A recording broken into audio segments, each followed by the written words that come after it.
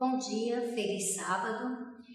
Estamos aqui reunidos hoje para estudar, fazermos uma reflexão do nosso tema da lição da Escola Sabatina. Agradecemos a presença de cada um que está aqui. Pedimos a Deus que a sua graça, a sua misericórdia, a sua paz alcance o coração e a mente de todas as famílias aqui representadas e a vocês também que nos acompanham pelas redes sociais.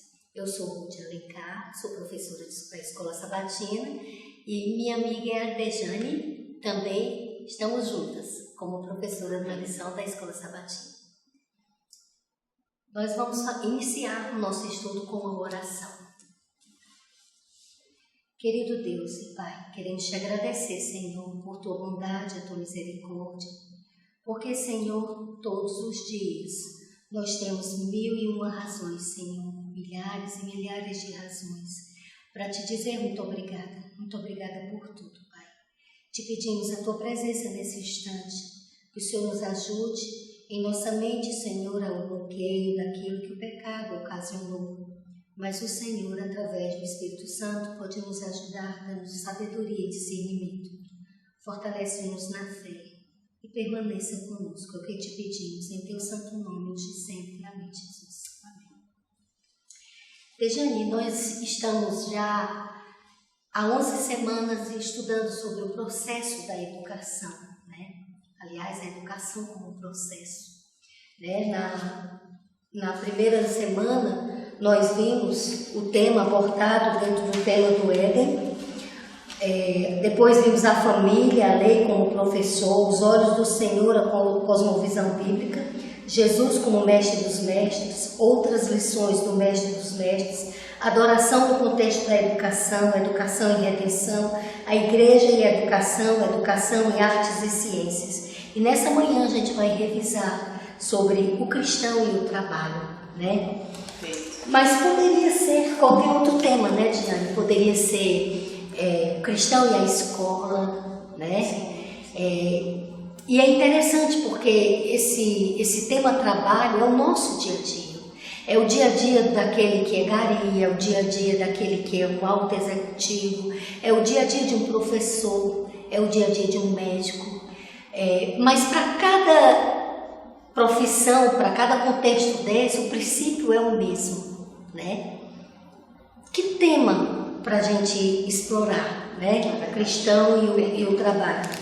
Mas a gente vai começar por onde nós deveríamos começar, que é exatamente pela palavra do Senhor. E a gente vai começar do comecinho, que é o livro de Gênesis. No capítulo 1, no verso 1 diz assim: no princípio Deus criou os céus e a terra. E ao longo do capítulo 1, a gente vai encontrando algumas expressões onde a gente vê a reação do Criador diante da sua obra, né? E ele vai falando de cada ato criador seu, pelo poder da sua palavra, e no final de cada dia ele expressa que isso era bom. E ele faz isso no primeiro dia, faz no segundo, faz no terceiro, faz no quarto, no quinto, e a expressão sempre é essa: eis que era bom. Mas no sexto dia, ele acrescenta algo que traz muita emoção, porque a gente chega até a compartilhar com ele desse ato criativo, né? Quando ele tinha exatamente acabado de criar o homem e a mulher, né? Tinha já completado a sua criação. E no verso 31 do mesmo capítulo diz assim: Deus viu tudo o que havia feito e eis que era muito bom. Aí eu fico imaginando o quadro, sabe? Ele assim olhando para as colinas, olhando para todos aqueles sistemas do ciclo da água, porque ali ficou estabelecido. Quando ele diz, faça porção seca, e ele diz que fica uma porção da água embaixo e outra em cima, ele está colocando as nuvens, né? Umas nuvens que se formam a partir do ciclo da água que sobe, né? E que forma, né? É verdade. A chuva. Então ele olha aquela obra e eu fico pensando que é a mesma coisa que um pintor, quando termina o quadro, que fica olhando, puxa, que espetáculo que ficou. Né? Uma alegria de Deus. Alegria, né? Então, ali Deus mostrou como um trabalhador, um pintor, um artista, né? Só que é um artista diferente, ele é completo, ele deu vida à sua obra. E ele diz do profundo do seu ser que era muito bom. Para um ser que é perfeito na sua natureza, esse muito bom é muito bom mesmo, muito bom mesmo, né? E é interessante que ele completa com uma outra coisa. E isso me fala de que não é o homem e a mulher a coroa da sua criação. Nós não somos a coroa da sua criação. Embora a gente vá aprender na sequência aqui que há algo que nos distingue dos animais, né? Então, no capítulo 2, no verso 2 exatamente, ele diz assim: E havendo Deus terminado no sétimo dia a sua obra que tinha feito, descansou nesse dia de toda a obra que tinha feito. E Deus abençoou o sétimo dia e o santificou, porque nele descansou de toda a obra que como Criador tinha feito. A gente não vai falar exatamente da questão do sétimo dia, porque esse é o tema de estudo dessa semana que vem, né? Será um tema sobre o sábado, né? Da criação, no contexto da educação. Então, mas a gente precisa colocar aqui, porque esse verso, ele acrescenta um verbo, descansou. Mas descansou de quê? Porque ele descansa, mas ao mesmo tempo ele faz um convite para o homem e a mulher descansar. Mas descansar de quê? Se eles haviam acabado de ser criados, eles foram criados, eles não chegaram nem a trabalhar, né? Mas o Criador, ele convida para que naquele momento eles compartilhem com ele da expressão muito bom. Daquela alegria, daquele prazer que ele estava sentindo. Exatamente. Né? Esse descansar me fez lembrar do livro de Atos, no capítulo 4, quando a gente vê umas 4 expressões do verbo descansar, e cada uma delas tem um contexto, né? Mas tem uma delas que é exatamente o descansar do sabate, né? E o descansar no sentido da paz. Então esse descansar aqui, ele está nesses 2 contextos, da paz e do sentido do descanso físico, mas eles não estavam cansados, e a própria Bíblia diz que Deus não se cansa nem se fatiga, nunca. Jesus mesmo em João 5, verso 17 diz, não sabeis que eu e o meu Pai trabalham até hoje? Né? Qual foi o contexto que Jesus disse isso? Jesus disse isso após ele haver curado um paralítico, havia sido num sábado, e os líderes religiosos que condenaram Jesus porque ele havia feito a cura no sábado, né? E o Senhor foi explicar para ele, né, que o sentido do descanso de Deus envolve a questão da manutenção da vida, né? Aquela cura, ela tinha muito mais a ver com manutenção da vida do que necessariamente de um trabalho. Aliás, em termos de trabalho não era nenhum, porque ali foi a força da palavra de Deus que trouxe a cura, né? Então, o primeiro conceito, quando a gente vai falar do trabalho, o primeiro conceito que a gente tem que levar em conta é essa questão da centralidade do trabalho em Deus. Por quê? Porque o conceito bíblico ele é muito diferente do conceito pagão.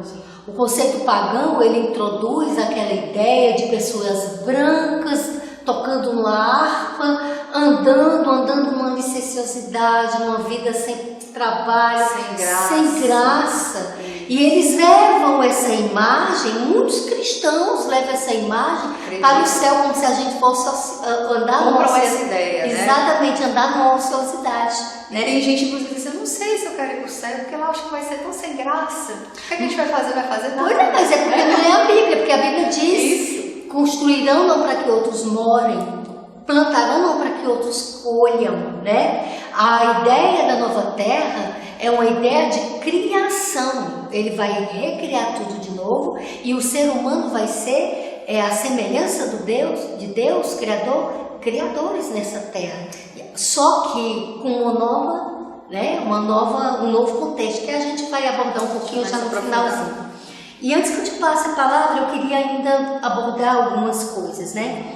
Continuando aqui em Gênesis, saindo dessa questão do entender o descansar, né? Se ele, o Criador, chamou a atenção da sua criatura para a necessidade do descansar e do experimentar da alegria, da paz, isso é para nós um alerta, um ensinamento que a gente tem que ouvir, né? Mas aí a gente vai aqui para o verso 15 do capítulo 2, que ainda é falando da criação, enquanto o capítulo 1 fala da criação dos elementos das criaturas, no capítulo 2 ele fala mais da parte do homem, a criação do homem e da mulher. E aqui no verso 15 ele diz assim: o Senhor Deus tomou o homem e o colocou no jardim do Éden para o cultivar e o guardar. Olha os dois verbos, cultivar e guardar. São ações, não são? São, né? São ações. E eu quero te chamar a atenção para o cultivar. Esse cultivar aqui,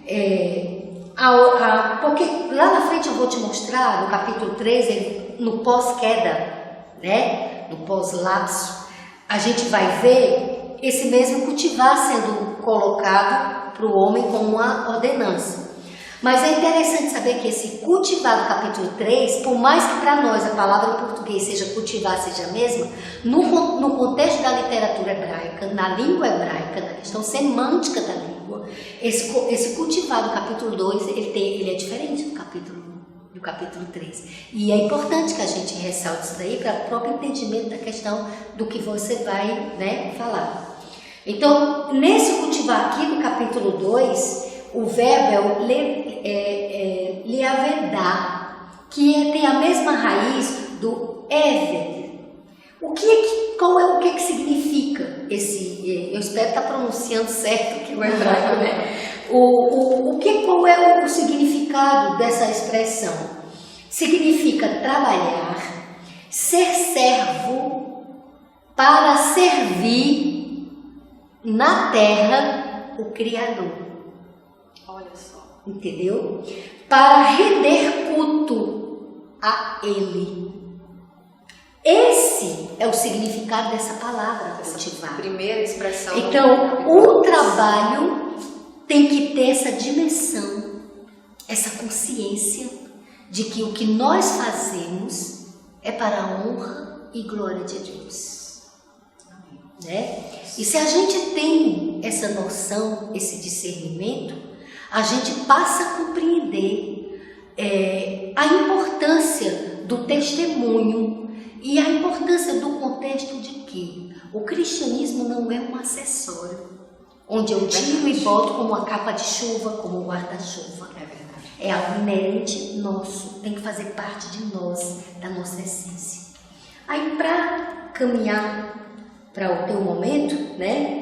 Eu te chamo aqui para o capítulo 3, já é o momento do pós-queda, e aqui no verso 23, ele diz assim, aí o homem já caiu, né? A gente tem aquele conceito já de queda, né? E o homem já não é mais o mesmo, os princípios do homem já são com uma natureza caída, com as outras intenções, né? Mas Deus continua o mesmo na sua santidade, na sua pureza. Então Deus, o que é que Ele faz? Diz assim, ó, por isso o Senhor Deus o lançou fora do jardim do Éden para cultivar a terra, ó, o verbo aí chegando, para cultivar a terra da qual havia sido tomado, e depois de lançar fora o homem, Deus colocou querubins a leste do jardim do Éden e uma espada flamejante. O que me interessa aqui é essa questão cultivar, como eu tinha te dito, né? Então esse verbo aqui, por mais que seja o mesmo nosso que nós usamos como cultivar, não é o mesmo no original hebraico. Foi usado no capítulo 2. No capítulo 2. Mas a atribuição foi a mesma, cultivar. Esse daqui, a raiz dele, né, está ligada ao verbo avod, que significa servo, empregado, escravo. Olha a introdução da palavra escravo, criado. Mas aí, olha, aí a gente vai pensar assim, como que Deus vai ter uma relação agora com a sua criatura? Vai ser nesse nível de escravo, né? Aí eu chamo a atenção para nós, o nosso contexto de escravo, ainda que fosse Mas o nosso contexto de escravo de pleno século XXI é completamente diferente do conceito bíblico de escravo. Porque aqui não vai dar tempo da gente discorrer sobre isso, mas é interessante que se estude sobre essa questão. O contexto é completamente diferente. Mas aí a gente olha para Deus, que é o agente da ordenança da ação, né? De cultivar. Ele diz: você acha que pela natureza, o caráter dele, ele seria como um senhor dos escravos que iria tratar para bater, para levar para o tom, para punir, para disciplinar? Jamais. Então, essa função de escravo aqui, no contexto hebraico, era no contexto daquele que iria educar para a liberdade. Olha só. Porque se você for atrás, quando ele libertou do Egito, uma das coisas era que ninguém poderia, porque eles trouxeram escravos, né? Mas Deus disse: mas não vai permanecer escravo entre o meu povo, eles vão ter que ser libertados. E assim, lá em Neemias, né? Exatamente. Então o contexto era outro, era educar, o trabalho iria funcionar no sentido de trabalhar aquele homem que havia caído, para que ele, no trabalho dele, ele se reeducasse para poder reaprender a viver com a liberdade. Entendeu? Era resgatar, porque agora em diante seria o quê? O processo de salvação era um processo que envolveria esse resgate e esse aprendizado para ser livre, porque foi o uso, o exercício do livre-arbítrio que foi usado como instrumento para a queda. Então esse mesmo instrumento teria que ser usado para a libertação da humanidade. Deus é perfeito. Né? Perfeito. Então o contexto real não era de um senhor de escravo, mas de um Deus amoroso que agora tem que trazer para outra linha, a linha educacional do trabalho, né? Vimos aqui que uma nova maneira de se relacionar com o trabalho surgiu. Então, a maldição não caiu sobre o trabalho não é uma maldição, caiu sobre a maneira como o trabalho ia ter que ser conquistado, porque agora o homem ia cultivar a terra, mas o homem ia lidar com uma seca, ia lidar com o inverno, entendeu? Ia lidar com as pragas, né? Então, tudo isso ia provocar um suor, um esforço desnecessário. Então, a maldição é o quê? É a fadiga, é esse suor. Né? É importante também que a gente entenda sobre isso daí. Então, finalizando aqui essa minha parte, vemos aqui que uma nova maneira de se relacionar com o trabalho surgiu. A ação do Criador traz nessa mudança a realidade da antiga condição. E é interessante que Isaías ele fala que a gente vai passar tanto por essa libertação que na nova terra nós não vamos construir para que outros morem, nem plantar para que outros cuidem, né? Então, com a importância, trazer a presença de Deus, centralizar tudo na presença de Deus. E aqui eu vou passar para ti, né, te fazendo a seguinte pergunta: tendo tudo isso em mente, qual a relação do trabalho com o sentido da vida? Bom, a primeira coisa que a gente percebe aí, você fez um relato lindo, bem profundo. O trabalho foi idealizado por Deus. Ele foi idealizado, surgiu na mente de Deus. E aí quando você falou a questão de que a maldição, digamos assim, né? A coisa ruim não estava sobre o trabalho. Exatamente. Né? A gente lembra... Tu nota, Deja, que a palavra não é amaldiçoada seja a terra. A terra. Não é o homem. Não é o homem. E não é exatamente o trabalho. Hoje em dia, muitas pessoas carregam esse peso do trabalho. Você vê que tem dois extremos, né? Carregam esse peso do trabalho como se fosse um castigo. Né? Tem pessoas que levantam para ir trabalhar como se fosse algo tão pesado, tão penoso, tão negativo, traz uma conotação negativa. E a gente volta lá para os gregos. Os gregos, eles tinham uma lenda, né? Uma mitologia, um caso lá da mitologia que fala de Sísifo. Sísifo, ele foi amaldiçoado, né? Ele fez alguma coisa contra os deuses E aí ele foi amaldiçoado, todos os dias ele tinha que levar uma pedra enorme, subindo, maior do que ele, muito maior, muito mais pesada. Então ele empregava um esforço sobre-humano para levar aquela pedra para o alto do cume. E aí no outro dia aquela pedra já tinha rolado, de manhã ele tinha que levar novamente aquela pedra. E assim era dia após dia. Então criou-se uma cultura de que o trabalho é algo penoso, de que o trabalho é algo ruim, né? E aí como se fosse um mal necessário. É tanto que tem pessoas hoje que dizem assim, vamos matar um leão por dia, se referindo ao trabalho, né? Enquanto não deveria ser assim.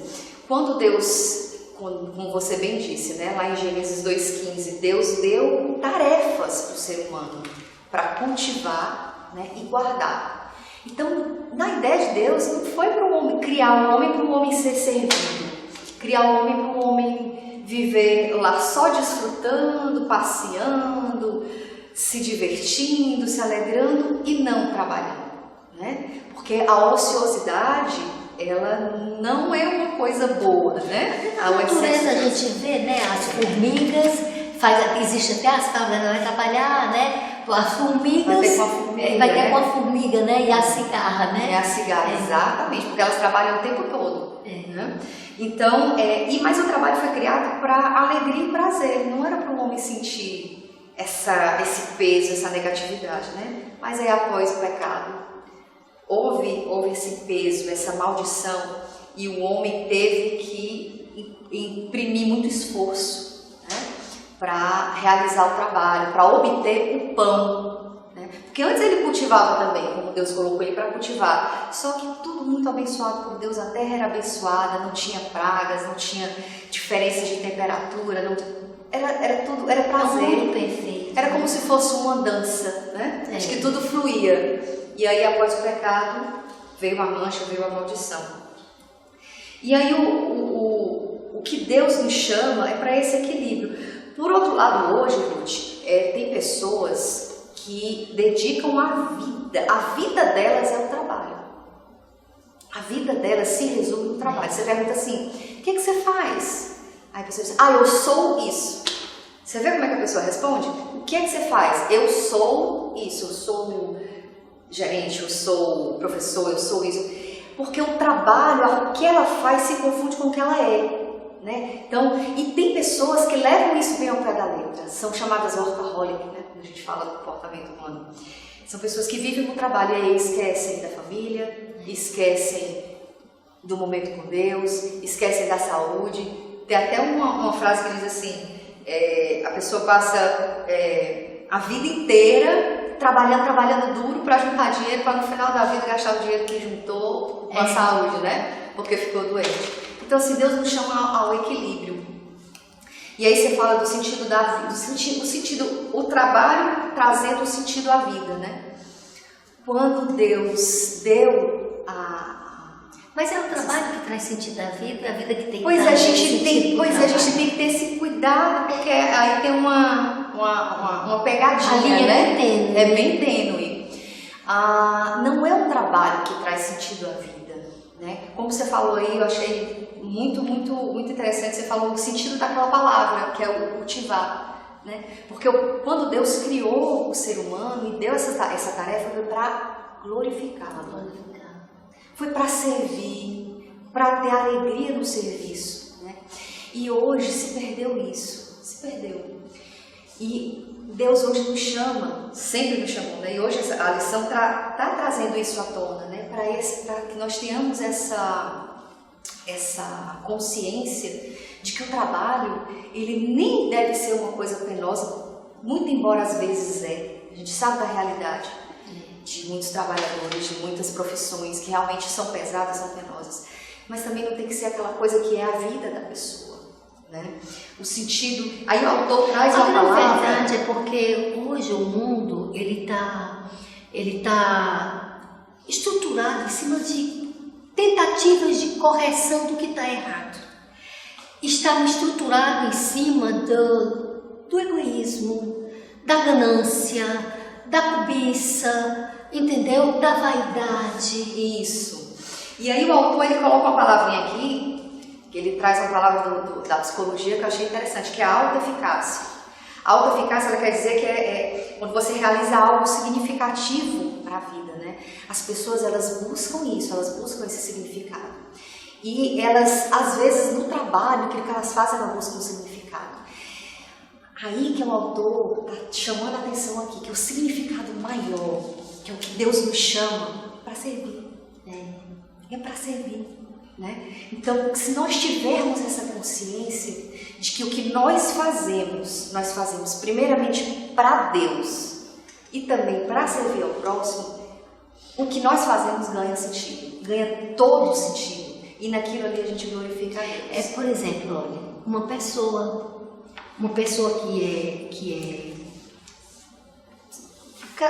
que faz aquelas coletas de reciclagem, né? Eu já vi um testemunho de uma senhora dessa, ela dizer que através daquele trabalho dela, ela conseguiu educar o filho entrou na faculdade. Olha. Eu conheci um senhor que trabalhava de chão de fábrica mesmo, que chama peão, né? Então, de chão de fábrica mesmo. E eu visitava a casa dele, e como assistente social, visitava a casa dos funcionários, e não tinha nenhum sofá para se sentar. E o filho dele passou para a medicina. Olha que maravilha. Então, a alegria dele era saber que, mesmo com toda aquela dificuldade que eles tinham, né, eles puderam dar estrutura para que o filho tivesse outra realidade. Então, eu penso assim, sabe, Dejane, que nós temos duas opções. Sempre nós vamos ter duas opções. Caminhar com Deus ou caminhar sem Deus. Quando a centralidade dos nossos desejos, daquilo que nos motiva para a ação, está centralizado em Deus, a gente corre menos risco de não se colocar no centro da coisa. Porque os problemas surgem quando a gente se coloca no centro da coisa. Então a gente passa a trabalhar para poder ter o carro do ano, o celular mais moderno, pela casa, entendeu? Para que o filho tenha o melhor celular, entendeu? Mas vai esquecendo de que todas essas coisas, no final das contas, elas têm a sua importância, mas elas não são mais importantes. Né? Não são mais importantes. Então, o trabalho, ele é uma bênção, porque é através do trabalho que a gente faz o nosso ganha-pão. É através do trabalho que a gente concretiza sonhos. É através do trabalho que a gente pode sonhar, fazer projetos. É o trabalho que nos oportuniza isso. Agora, o que a gente tem que ter é sabedoria para discernir que qualidade a gente está dando que contexto, que conotação está dando a esse trabalho. Né?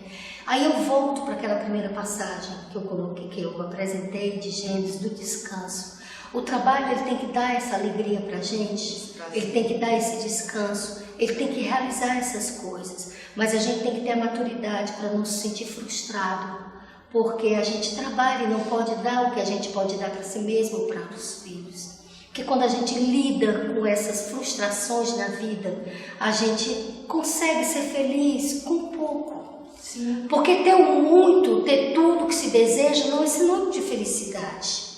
O nosso foco, o nosso objetivo não deve estar focado no trabalho nem em si.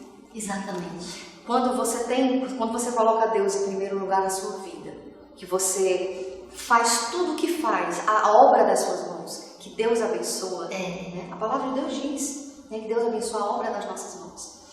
Então, esse trabalho, ele abençoa as pessoas. Ele abençoa a nossa vida, mas ele abençoa as pessoas. Quando Jesus diz assim, para sermos sal e para sermos luz. A gente, a princípio, quando vê, pensa que são coisas que são complementares. Mas são duas coisas bem independentes uma da outra. Como é que o sal trabalha? O sal, você vê o sal assim, você sabe que é um objeto visível, você sabe que ele é branquinho. Mas você não sabe quando ele está trabalhando. Porque você bota ali na comida, ele vai se espalhando de forma silenciosa. Entendeu? Então, se você não tiver prestado atenção, você pode colocar sal de novo, né? Exatamente. Então, ele quando diz pra gente ser sal, é pra gente, através do nosso testemunho, onde a gente for, a gente, mesmo no silêncio, mesmo que a gente não tenha uma Bíblia aberta, mesmo que a gente não pronuncie uma palavra, mas o nosso viver seja capaz de refletir coisas que a pessoa que está ali ao nosso lado perceba e deseje. E quando diz que a gente tem que ser luz, é porque o tempo não vai dar para explicar o sentido de luz dentro do contexto, mas quando ele fala para a gente ser luz, é porque você realmente não pode abafar a luz. Por mais que você coloque a luz escondida por debaixo de uma mesa, cobrindo com tecido, o reflexo da luz vai refletir. Então ele quer que a gente seja capaz de testemunhar no silêncio, quer dizer, vivendo uma vida na sua autenticidade, entendeu? Como ele quer que a gente seja capaz de expressar. Há momentos que a gente vai ter que falar mesmo, abrir a Bíblia. Então a gente precisa ser completo no nosso dia a dia. Seja no trabalho, seja nas nossas ações, né? Eu vou te dar um tempinho para você falar e você me dá um para eu fechar e a gente concluir, tá? Vamos lá. Pegando esse gancho que você está falando, de ser sal e ser luz, a gente vai abordar aqui o tópico do trabalho e a espiritualidade, né? E aí, tem muitos cristãos, Ruth, que são cristãos na igreja, mas não são cristãos no trabalho. Não demonstram essa espiritualidade no trabalho. Acham que o trabalho, mas eu não faço um trabalho na igreja, meu trabalho é no escritório, meu trabalho é no supermercado, meu trabalho é numa loja, o meu trabalho não é religioso. Como é que o meu trabalho vai ser espiritual? Como é que eu vou exercer minha espiritualidade no trabalho? Né? Eu não posso estar pregando no meu trabalho. E é bem isso que você falou, de ser sal e ser luz, de ser cristão por inteiro. O cristão tem que fazer parte da nossa essência, isso. Entendeu? Então a questão não fica no trabalho. Onde eu estiver, eu sou um agente do anúncio do Evangelho, da graça de Deus, da misericórdia de Deus. Sim, eu não posso... tem muita gente, infelizmente, né? Assim, que eu peço a Deus que enxerguem isso, que vestem só aquela capa de cristão, vai para a igreja, lá cumpre aquela liturgia. Não deve ser assim. A espiritualidade, o verdadeiro cristianismo, ele é de dentro para fora. E ele é manifesto em todas as áreas da nossa vida. Exato. É com a nossa família, em casa, né? É com os nossos amigos, que não são da igreja, ou mesmo que são da igreja, são com os nossos familiares, com os nossos vizinhos, com os desconhecidos, lá no trabalho, com todo mundo que a gente se relaciona. Cristo tem que aparecer. Eu assisto sempre aquele pastor Ronaldo Oliveira. Eu gosto de uma coisa que ele fala muito. Ele diz assim: acordou, arrumou sua cama, fez o seu devocional, sai para ser Jesus para as pessoas. Eu acho isso lindo. E é verdade, né? O que é cristão? É pequeno Cristo.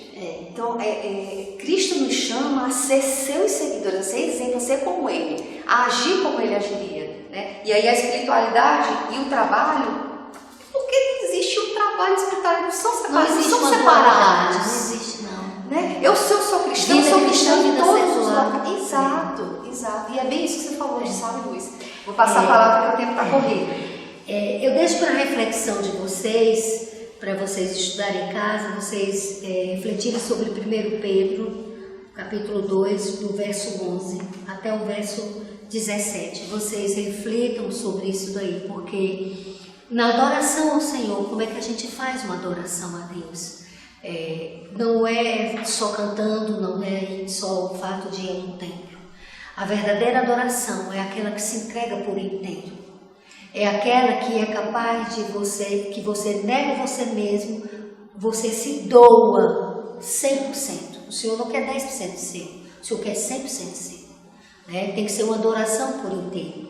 Em Deuteronômio, quando Deus pediu e orientou o seu povo para fazer uma aliança com Ele, foram essas palavras que ele instruiu. Portanto, né, Deuteronômio 6, verso 5. Ame o Senhor Deus de todo o teu coração, de toda a tua alma e com toda a tua força. Essas palavras que hoje lhe ordeno estarão no seu coração. Você as inculcará a seus filhos, e delas falarás quando estiver sentado em sua casa, andando pelo caminho, ao deitar-se e ao levantar-se. Também deve amarrá-la como um sinal na sua mão, e elas lhe serão por frontal entre os olhos. E você as escreverás nos umbrais da sua casa e nas suas portas. Você marcará a sua palavra nas suas mãos e na sua fronte. E interessante que se você vai para Apocalipse 13, você vê que esse é a identificação daqueles que são adoradores de Deus e adoradores do inimigo de Deus. Eles também terão essa marca, uma marca na mão e uma marca na testa. E que marca é essa? A nossa ação, o nosso agir, ele tem que estar em consonância com o nosso pensar, com o nosso crer, o nosso decidir. Então Deus deseja um culto racional da minha parte, da sua parte. E se a gente decidir um dia servir ao Senhor, o Deus Criador, a gente tem que levar a sério a religião, porque Deus leva muito a sério isso. E a verdadeira religião aos olhos de Deus é aquela que visita as viúvas, que visita os órfãos, é aquele que leva o amor, que leva a lei, mas leva a graça, a misericórdia e a bondade de Deus.